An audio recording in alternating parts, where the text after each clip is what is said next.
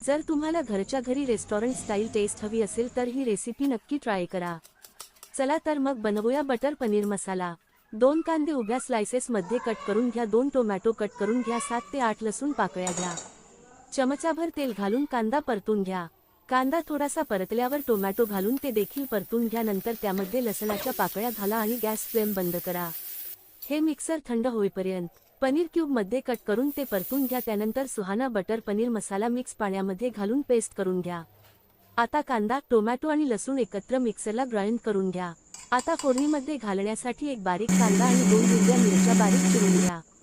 आता ग्रेव्हीला सुरुवात करूया। कढई तापायला ठेवा, त्यामध्ये फोडणीसाठी वापरतात तेवढं तेल घाला।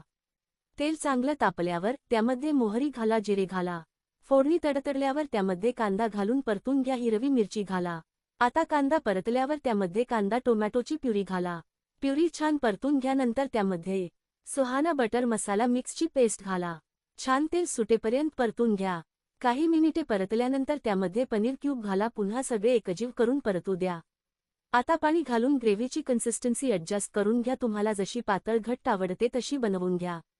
आता ग्रेव्हीमध्ये टेस्टसाठी फ्रेश क्रीम आणि तुम्हाला आवडत असेल तर त्यामध्ये 5 ते 7 काजूची पेस्ट करून ती पण घाला। आता थोडीशी कसुरी मेथी घाला। 2 मिनिटे मंद आचेवर कुक करून घ्या। कोथिंबीरने गार्निश करून गॅसची फ्लेम ऑफ करा। गरमागरम चपाती, नान किंवा रोटी सोबत सर्व करा आणि हॉटेल सारखी पनीर रेसिपी घरीच एन्जॉय करा। व्हिडिओ आवडल्यास लाईक करा, अजून व्हिडिओसाठी सबस्क्राईब करा।